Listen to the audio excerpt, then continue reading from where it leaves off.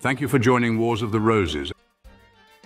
As we begin with Part 1, Introduction and Fire The Universal Deity from Melchizedek and the Mystery of Fire, a treatise in 3 parts by Manly P. Hall.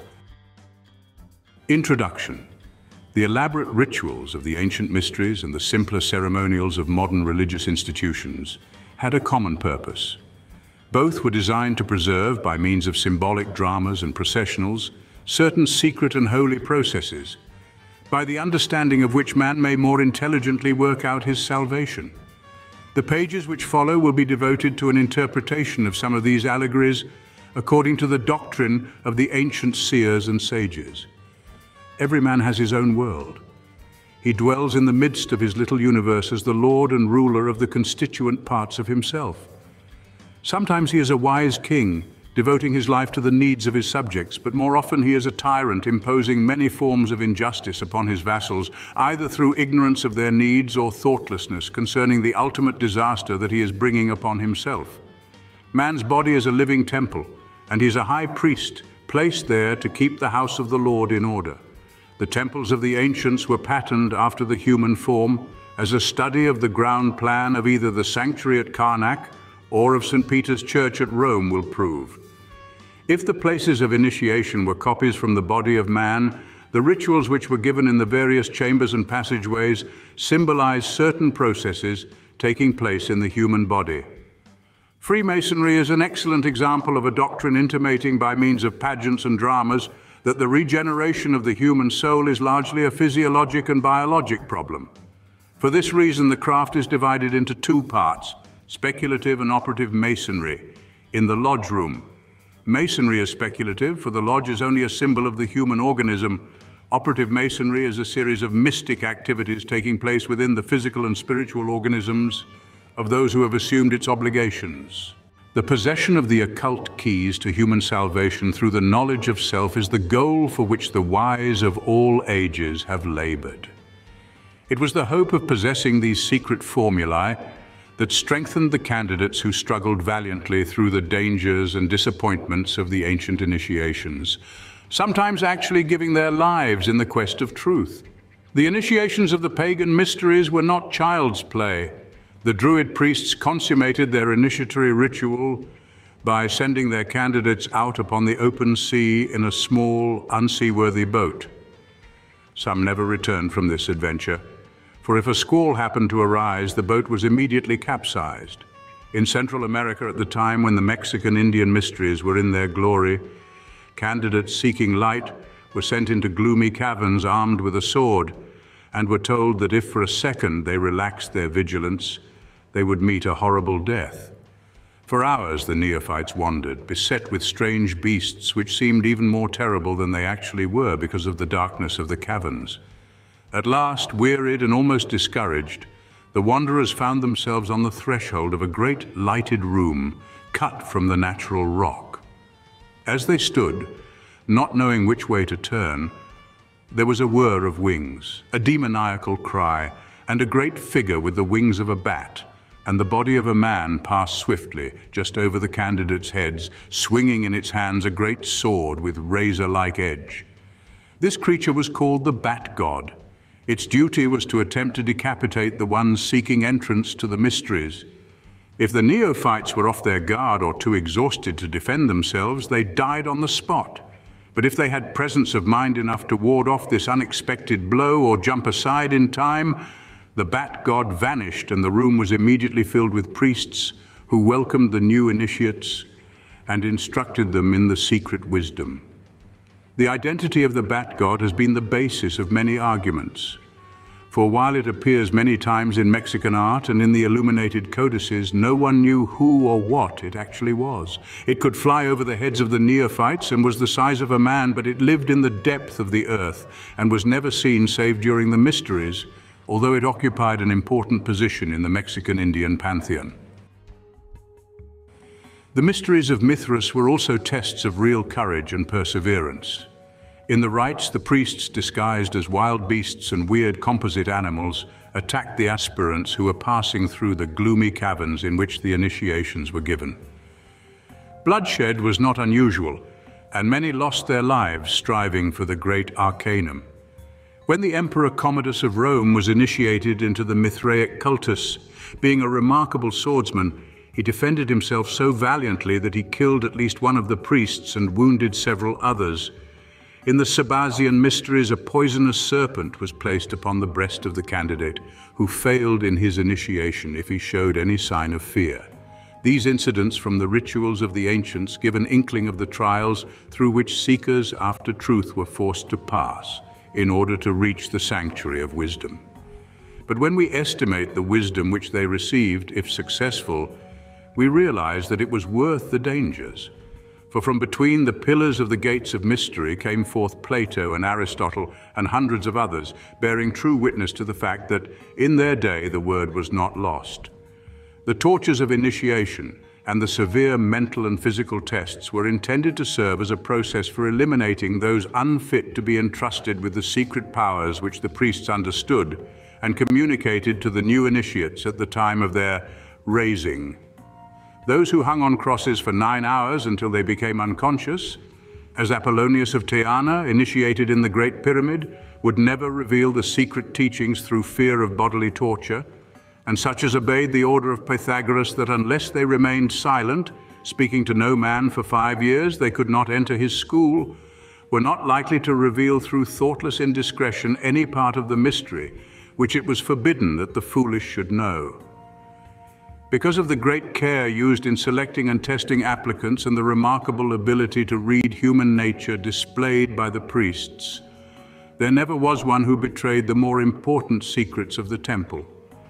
For that reason, the word remained lost to all save those who still complied with the requirements of the ancient mysteries, for the law was, to such as live the life the doctrine is revealed. It is unlawful to reveal to the uninitiated the key links to the chain of the mysteries. It is permissible, however, without breach of confidence, to explain certain of the lesser secrets, a consideration of which will not only vindicate the integrity of the older hierophants, but will also reveal part of the divine mystery of man's nature. The fact cannot be too strongly emphasized that, regardless of claims to the contrary, the operative arcanum of the temple has never been revealed to the public. A few candidates who went but a little way along the path and who either became discouraged or were eliminated because of their failure to be honest with themselves have attempted to expose what they knew. But the inherent weakness which prompted them to betray was recognized by their instructors. Therefore, they were given nothing which could actually supply a link to connect the outer teaching with the wisdom of the sanctuary. The world within man, not the world without, was the concern of the mysteries of antiquity. Hence we are apt to look upon the priests of old as ignorant when compared with ourselves. But while the modern world is mastering the visible universe and raising a colossal civilization, it is ignorant in the fullest sense of the word concerning the identity of that mysterious lodestone of power in the midst of every living thing, without which no investigation could be conducted and no cities built. Man is never truly wise until he has fathomed the riddle of his own existence, and the temples of initiation are the only repositories of that knowledge, a knowledge which will enable him to unfasten the Gordian knot of his own nature. Still, the great spiritual truths are not so deeply concealed as might be supposed. Most of them are exposed to view at all times, but are not recognized because of their concealment in symbol and allegory. When the human race learns to read the language of symbolism, a great veil will fall from the eyes of men. They shall then know truth, and more than that, they shall realize that from the beginning, truth has been in the world unrecognized, save by a small but gradually increasing number appointed by the Lords of the Dawn as ministers to the needs of human creatures struggling to regain their consciousness of divinity. The supreme arcanum of the ancients was the key to the nature and power of fire. From the day when the hierarchies first descended upon the sacred land of the polar ice cap, it has been decreed that fire should be the supreme symbol of that mysterious abstract divinity which moves in God, man, and nature. The sun was looked upon as a great fire burning in the midst of the universe. In the burning orb of the sun dwelt the mysterious spirits controlling fire. And in honor of this great light, fires burned upon the altars of countless nations. The fire of Zeus burned upon the Palatine Hill, the fire of Vesta upon the altar of the home, and the fire of aspiration upon the altar of the soul. Part 1. Fire, the Universal Deity. Since the earliest times, man has venerated the element of fire above all others. Even the most untutored savage seems to recognize in the flame something closely resembling the volatile fire within his soul. The mysterious, vibrant, radiant energy of fire was beyond his ability to analyze, yet he felt its power. The fact that during thunderstorms, fire descended in mighty bowls from heaven, felling trees and otherwise dealing destruction, caused the primogenial human being to recognize in its fury the anger of the gods. Later, when man personified the elements and created the multitudinous pantheons which now exist, he placed in the hand of his supreme deity the torch, the thunderbolt, or the flaming sword, and upon his head a crown, its gilded point symbolizing the flaming rays of the sun. Mystics have traced sun worship back to early Lemuria and fire worship to the origin of the human race. In fact, the element of fire controls to a certain degree both the plant and animal kingdoms, and is the only element which can subjugate the metals. Either consciously or instinctively, every living thing honors the orb of day. The sunflower always faces the solar disk. The Atlanteans were sun worshippers, while the American Indians, remnants of the earlier Atlantean people, still regard the sun as the proxy of the supreme light giver. Many early peoples believed that the sun was reflector rather than source of light, as is evidenced by the fact that they often pictured the sun god as carrying on his arm a highly polished shield, on which was chased the solar face. This shield, catching the light of the Infinite One, reflected it to all parts of the universe. During the year, the sun passes through the 12 houses of the heavens, where, like Hercules, it performs 12 labors. The annual death and resurrection of the sun has been a favorite theme among unnumbered religions. The names of nearly all the great gods and saviors have been associated with either the element of fire, the solar light, or its correlate, the mystic and spiritual light invisible. Jupiter, Apollo, Hermes, Mithras, Bacchus, Dionysius, Odin, Buddha, Krishna, Zoroaster, Zarathustra, Fohi, Iao, Vishnu, Shiva, Agni, Balder, Hiram-Abiff, Moses, Samson, Jason, Vulcan, Uranus, Allah, Osiris, Ra, Bel, Baal, Nebo, Serapis, and King Solomon are some of the numerous deities and supermen whose symbolic attributes are derived from the manifestations of the solar power, and whose names indicate their relationship to light and fire. According to the Greek mysteries, the gods, gazing down from Mount Olympus, repented that they had made man, and never having given to the primitive creature an immortal spirit, they decided that no harm would be done if the quarreling, dissenting human ingrates were destroyed forever, and the place where they had been left vacant for a nobler race. Discovering the plans of the gods, Prometheus, in whose heart was a great love for struggling humanity, determined to bring to mankind the divine fire, which would make the human race immortal, so that not even the gods could destroy it. So Prometheus flew to the home of the sun god, and lighting a tiny reed with the solar fire, he carried it to the children of the earth, warning them that the fire should always be used for the glorification of the gods and the unselfish service of each other. But men were thoughtless and unkind. They took the divine fire brought them by Prometheus and used it to destroy one another.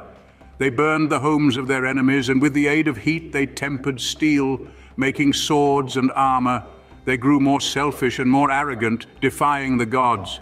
But they could not be destroyed, for they possessed the sacred fire. For his disobedience, Prometheus, like Lucifer, was chained.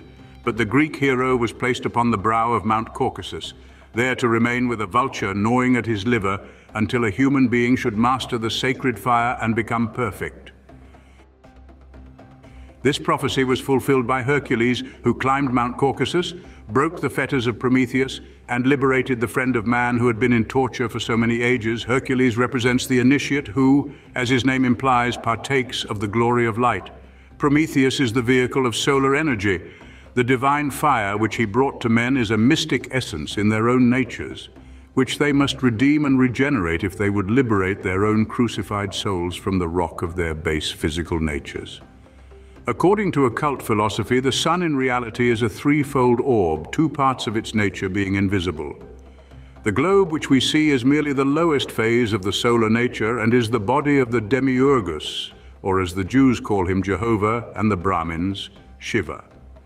The sun being symbolized by an equilateral triangle, the three powers of the solar disk are said to be co-equal. The three phases of the sun are called will, wisdom, and action. Will is related to the principle of life, wisdom to the principle of light, and action, or friction, to the principle of heat. By will, the heavens were created and the eternal life continued in supreme existence.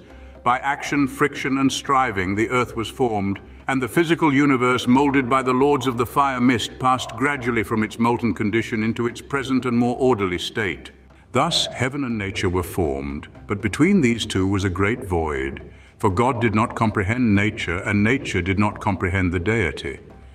The lack of intercourse between these two spheres of consciousness was similar to the condition of paralysis in which the consciousness realizes the condition of its body. But owing to the lack of nerve connection, it is incapable of governing or directing the activities of the body. Therefore, between life and action, there came a mediator, which was called light, or intelligence. Light partakes of both life and action. It is the sphere of blending. Intelligence stood between heaven and earth, for through its medium man learned of the existence of his God, and God began his ministration to the needs of men. While both life and action were simple substances, light was a compound, for the invisible part of light was of the nature of heaven and the visible pair of the nature of earth. Down through the ages, this light is said to have taken upon itself bodies. Although these bodies have borne witness to that light, the great spiritual truth behind the symbol of the embodied light is that in the soul of every creature within whose mind intelligence is born, there dwells a spirit which assumes the nature of this intelligence. Every truly intelligent man and woman who is working to spread light in the world is Christ-end or light-end by the actual labor which he or she is seeking to perform. The fact that light, intelligence, partakes of the natures of both God and the earth is proved by the names given to the personifications of this light, for at one time they are called the sons of men and at another time the sons of God. The initiate in the mysteries was always instructed concerning the existence of three suns, the first of which, the vehicle for God the Father, enlightened and warmed his spirit. The second, the vehicle of God the Son, unfolded and broadened his mind. The third, the vehicle of God the Holy Spirit, nourished and strengthened his body. Light is not only a physical element, it is also a mental and spiritual element, and in the temple the disciple is told to revere the invisible sun even more than the visible one. For every visible thing is only an effect of the invisible or causal, and as God is the cause of all causes, he dwells in the invisible world of causation. Apuleius, when initiated into the mysteries, beheld the sun shining at midnight, for the chambers of the temple were brilliantly illuminated, although there were no lamps of any kind. The invisible sun is not limited by walls nor even the surface of the earth itself, for its rays being of higher vibratory rate than physical substance, its light passes unimpeded through all the planes of physical substance. To those capable of seeing the light of these spiritual orbs, there is no darkness, for they dwell in the presence of limitless light, and at midnight see the sun shining under their feet. By means of one of the lost arts of antiquity, the priests of the temple were able to manufacture lamps which would burn for centuries without replenishment. The lamps resembled what is commonly called the virgin lamps, or those carried by the Vestal virgins. They were a little smaller than a human hand, and according to available records, their wicks were made of asbestos. It has been maintained that these lamps have burned for 1,000 years or more. One of them was found in the tomb of Christian Rosenkreutz, which had burned for 120 years without the supply of fuel being diminished.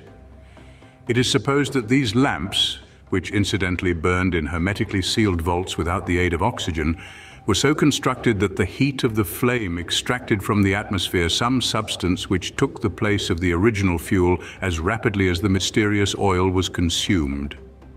Hargrave Jennings has collected numerous references concerning the times when and places where these lamps have been found. In the majority of cases, however, they went out shortly after the vaults were opened or else were broken in some strange way, so the secret was not discovered.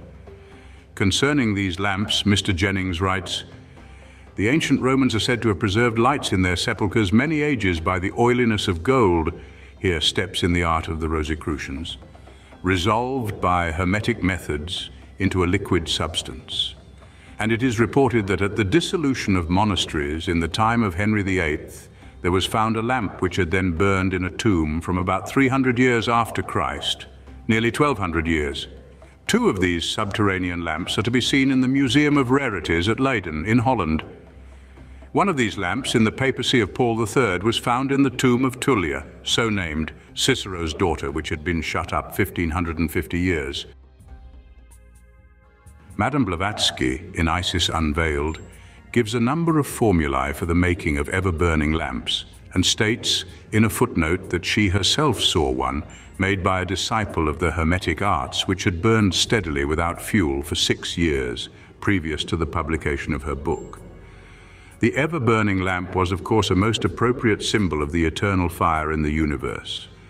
And while chemistry has denied the possibility of manufacturing them, the fact that many have been made and seen over a period of thousands of years is a warning against dogmatizing. In Tibet, the Lama magicians have discovered a system of lighting rooms by means of a luminous ball of phosphorescent, greenish-white color, which increases in luminosity when ordered to do so by the priests. And after the departure of those who are in the chamber, it gradually becomes fainter until only a spark remains, which burns continuously. This apparent miracle is no more difficult to explain than another performed by the Tibetans. There is in Tibet a sacred tree which sheds its bark annually, and as the old bark peels oil, an inscription written in Tibetan characters is found upon the new bark underneath. These secrets of so-called savage and primitive peoples incessantly refute the ridicule with which Caucasians almost invariably view the culture of other races. The Druid priests in Britain, recognizing the sun as the proxy of the supreme deity, used a ray of solar light to start their altar fires. They did this by concentrating the ray upon a specially cut crystal or aquamarine, set in the form of a magic brooch or buckle upon the front of the belt of the archdruid. This brooch was called the Liath Mysikith, and was supposed to possess the power of drawing the divine fire of the gods down from heaven and concentrating its energies for the service of men. The buckle was, of course, a burning glass. Many of the nations of antiquity so revered the fire and light of the sun that they would not permit their altars to be lighted by any other means than the concentration of the sun's rays through a burning glass. In certain of the ancient temples, specially arranged lenses were placed in the ceiling at various angles, so that each year at the vernal equinox, the sun at high noon would send its rays through these glasses and light the altar fires which had been specially prepared for this occasion. The priests considered this process equivalent to the gods having actually lighted the fires themselves. In honor of who, the supreme deity of the Druids, the people of Britain and Gaul celebrated an annual lighting of fires on what they termed Midsummer's Day. One of the reasons why the mistletoe was sacred to the Druids was because many of the priests believed that this peculiar parasitic plant fell to the earth in the form of lightning bolts, and wherever a tree was struck by lightning, the seed of the mistletoe was placed within its bark. The great length of time the mistletoe remained alive after being cut from the tree had much to do with the veneration showered upon it by the Druids. That this plant was also a powerful medium for the collection of the mysterious cosmic fire circulating through the ethers was discovered by the early priests, who valued the mistletoe because of its close connection with the mysterious astral light, which is in reality the astral body of the earth. Concerning this, Eliphas Levi writes in his History of Magic, "The Druids were priests and physicians, curing by magnetism and charging amulets with their fluidic influence. Their universal remedies were mistletoe and serpent's eggs because these substances attract the astral light in a special manner." The solemnity with which mistletoe was cut down drew upon this plant the popular confidence and rendered it powerfully magnetic. The progress of magnetism will someday reveal to us the absorbing properties of mistletoe. We shall then understand the secret of those spongy growths which draw the unused virtues of plants and become surcharged with tinctures and savors. Mushrooms, truffles, gall on trees, and the different kinds of mistletoe will be employed with understanding by a medical science, which will be new because it is old. Certain plants, minerals, and animals have been held sacred among all nations of the earth because of their peculiar sensitiveness to the astral fire. The cat, sacred to the city of Bubastis in Egypt, is an example of a peculiarly magnetized animal. Anyone stroking the fur of a domestic cat in a dark room can see the electrical emanations in the form of green phosphorescent light. In the temples of Bast, sacred to the cat goddess, 3-colored cats were viewed with unusual veneration, as was any member of the feline family whose 2 eyes were of different colors. Lodestone and radium in the mineral kingdom and various parasitic growths in the plant kingdom are strangely susceptible to the cosmic fire. The magicians of the Middle Ages surrounded themselves with certain animals, such as bats, cats, snakes, and monkeys, because they were able to borrow the power of the astral light from these creatures and appropriate it to their own uses. For this same reason, the Egyptians and certain of the Greeks kept cats in the temples, and serpents were always in evidence at the Oracle of Delphi. The auric body of a snake is one of the most remarkable sights that the clairvoyant will ever see, and the secrets concealed within its aura demonstrate why the serpent is the symbol of wisdom among so many nations. That Christianity has preserved, in part at least, the primitive fire worship of antiquity is evident in many of its symbols and rituals. The incense burner so often used in Christian churches is a pagan symbol relating to the regeneration of the human soul. The incense burner represents the body of man. The incense within the burner, made from the extracted essences of various plants, represents the life forces within the body of man. The flaming spark burning in the midst of the incense is emblematic of the spiritual germ concealed in the midst of the material organism of man. This spiritual spark is an infinitesimal part of the divine flame, the great fire of the universe, from whose flaming heart the altar fires of all his creatures have been lighted. As the spark of life gradually consumes the incense, so the spiritual nature of man through the process of regeneration gradually consumes all the gross elements of the body, transmuting them into soul power, symbolized by the smoke. Although smoke is actually a dense and physical substance, yet light enough to rise in clouds, so the soul is actually a physical element. But through purification and the fire of aspiration, it has taken upon itself the nature of intangible atmosphere. Though composed of the substance of earth, it becomes light enough to rise as a fragrant odor into the presence of deity. While some authorities have held that the form of the cross was derived from the ancient Egyptian instrument called the Nilometer and used for measuring the inundations of the Nile, others hold the opinion that the symbol had its origin in the 2 cross sticks used by primitive peoples to generate fire by friction. The use of the bell towers and campaniles in the construction of the cathedrals of medieval Christianity, also the more familiar conventionalized church steeple, may be traced to the fire obelisks of Egypt, which were placed in front of the temples sacred to the superior deities. All pyramids are symbols of fire, while the heart used on Valentine's is merely an inverted candle flame. The maypole had its origin in similar antiquity, where it is both a phallic symbol and an emblem of cosmic fire. The prevailing custom of having churches face the east is, of course, further evidence of the survival of sun worship. Practically the only branch of the human race that does not observe this rule is the Arabic. The Mohammedans face their mosques toward Mecca, but still have their appointed hours of prayer governed by the sun. The rose windows and ivy-covered walls are survivals of pagandum, for ivy was sacred to Bacchus because of the shape of its leaf. And this plant was always allowed to trail over the walls of the temple, sacred to the Greek solar deity. The golden ornaments upon the altars of Christian churches should remind the philosophical observer that gold is the sacred metal of the sun, because, according to alchemists, the sun ray itself crystallized in the earth, thus forming this precious metal, which incidentally is still being made. The candles so often seen adorning the altars and most frequently appearing in an uneven number are a reminder that the uneven numbers are sacred to the sun. When 3 candles are used, they symbolize the 3 aspects of the sun, sunrise, noon, and sunset, and are thus emblematic of the Trinity. When 7 are used, they represent the planetary angels called by the Jews Elohim, whose numerical and Kabbalistic values are also 7. When the even numbers 12 or 24 appear, they represent the signs of the zodiac and the spirits of the hour of the day, called by the Persians the Izeds. When only one light is shown, it is the emblem of the supreme, invisible Father, who is one, and the little red lamp ever burning over the altar is an offering to the Demiurgus, Jehovah, or the Lord builder of forms.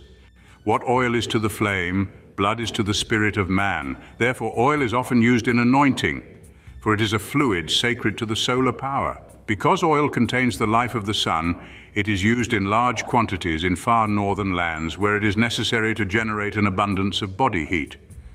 Hence, the proclivity of the Eskimos for eating tallow candles and whale oil. The actual word Christ is itself sufficient proof that fire and the worship of fire are the two most essential elements of the Christian faith. The rays of light pouring from the sun were viewed by the ancients as the blood of the celestial Lamb, which at the vernal equinox died for the sin of the world and redeemed all humanity through its blood rays. The mystery schools of ancient Egypt taught that the blood was the vehicle of the consciousness. The spirit of man traveled through the bloodstream and therefore was not actually located in any one part of the compound organism. It moved through the body with the rapidity of thought, so that consciousness of self, cognition of externals, and sense perception could be localized in any part of the body by the exercise of the willpower. The initiates view the blood as a mysterious liquid, somewhat gaseous in nature, which served as a medium for manifesting the fire of man's spiritual nature. This fire coursing through the system animated and vitalized all parts of the form, thus keeping the spiritual nature in touch with all of its physical extremities. The mystics looked upon the liver as the source of the heat and power in the blood. Hence it is significant that the spear of the centurion should pierce the liver of Christ, and the vulture should be placed over the liver of Prometheus to torment him throughout the ages. Occultism teaches that it is the presence of the liver which distinguishes the animal from the plant, and that mystically certain small creatures having power of motion but no liver are actually plants in spiritual consciousness. The liver is under the control of the planet Mars, which is the dynamo of this solar system, and which sends a red animating ray to all the evolving creatures within this solar scheme. The philosophers taught that the planet Mars, under the control of its regent Samael, was the transmuted sin body of the solar Logos, which originally had been the dweller on the threshold of the divine creature, whose energies are now distributed through the fire of the sun. Samael, incidentally, was the fiery lather of Cain, through whom a part of humanity has received the flame of aspiration and are thus separate from the sons of Seth, whose father was Jehovah. The Egyptians considered the juice of the grape to be more nearly like human blood than any other substance. In fact, they believed that the grape secured its life from the blood of the dead who had been buried in the earth. Concerning this subject, Plutarch writes as follows: "The priests of the sun and Heliopolis never carry any wine into their temples, and if they made use of it at any time in their libations to the gods, it was not because they looked upon it, as in its own nature acceptable to them, but they poured it upon their altars as the blood of those enemies who formerly had fought against them. For they look upon the vine to have first sprung out of the earth after it was fattened with the carcasses of those who fell in the wars against the gods. And this, say they, is the reason why drinking its juice in great quantities makes men mad and beside themselves, filling them, as it were, with the blood of their own ancestors, Isis and Osiris." The magicians of the Middle Ages were aware of the fact that they, by their occult powers, could control any person by first securing a small amount of his blood. If a glass of water be left overnight in a room where someone is sleeping, the next morning the water will be impregnated to such an extent with the psychic radiations of that person that anyone understanding the modus operandi may find contained in the water a complete record of the life and character of the one who occupied the room. These records are transmitted and preserved in a subtle substance which the medieval transcendentalists called the astral light, an ever-present, all-pervading, fiery essence, which preserves intact the record of everything transpiring in any part of nature. The streaming rays pouring from the face of the sun have caused it to be associated with the lion because of the shaggy mane of this king of beasts. The golden-haired savior gods of many nations subtly signify by their uncut locks the solar radiations. The sun was the king of heaven, and earthly rulers desiring La advertised their terrestrial power, delighted to be considered as little suns, their vassals being viewed as planets basking in the glory of the central light. The highest of each kingdom in nature was also considered symbolic of the sun. Hence the scarab beetle being the most intelligent of all insects, the eagle the most aspiring of all birds, and the lion the strongest of all beasts, were considered fitly symbolic of the solar disk. Thus the Moguls chose the lion for their standard, while Caesar and Napoleon used the eagle to symbolize their dignity. The crowns of kings were originally bands of gold with radiating points to symbolize that they partook in part of the divine power vested in the sun. As time went on, the crown was conventionalized. Its surface was encrusted with jewels, a number of its points were changed, and its evident resemblance to the sun was lost. The halo so often seen pictured around the heads of both Christian and pagan deities and saints is also emblematic of the sun power. According to the mysteries, there comes a time in the spiritual unfoldment of man when the mysterious oil which has been moving slowly up the spinal column finally enters the third ventricle of the brain, where it becomes beautifully golden in color and radiates in all directions. Ibis radiance is so great that it cannot be limited by the skull, and it pours out from the head, especially from the back of the neck, where the uppermost vertebra of the spine articulates with the condyles of the occipital bone. It is this light pouring out in a fan-shaped aura around the posterior part of the head that has given rise to the halos of saints and the nimbus so often used in religious art. Ibis light signifies human regeneration, and it forms part of the auric bodies of man. These auras have greatly influenced the color and form of the garments used in religious ceremonials. The robe of blue and gold, which Albert Pike speaks of, and the vestments of the different degrees in the hierarchies of all religious orders are symbolic of these invisible emanation forms which surround man, their colors changing with his every thought and feeling. By means of these auras, the priests and philosophers of the ancient world chose those disciples who would do credit to their teachings. The robes of glory of the high priest of Israel are all symbolic, as Josephus, with his Oriental instruction, has shrewdly noted. The plain white linen symbolizes the purified physical nature.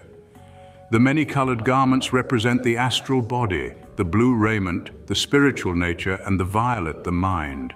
For it is a color made up of two shades, one spiritual and the other material. In the Egyptian mysteries, it was not uncommon to show the rays of the sun ending in human hands. One of the chairs recently found in the tomb of Tutankhamun showed a sun with its rays ending in human hands. Among the ancients, the hand was the symbol of wisdom because it was used to raise the fallen, and no man is so low in his estate as an ignorant man. The physical proclivities of the sun and its water-drawing power were used to symbolize a spiritual process in which the divine nature of man was raised or illuminated and drawn upward by the heat of the sun. These emanating rays spreading the threefold spiritual power as love, wisdom, and truth. Thank you for watching, and please don't forget to share, like, subscribe, and comment. And if you can, please consider donating to Wars of the Roses. Links to PayPal and Patreon are in the description. Thank you so very much.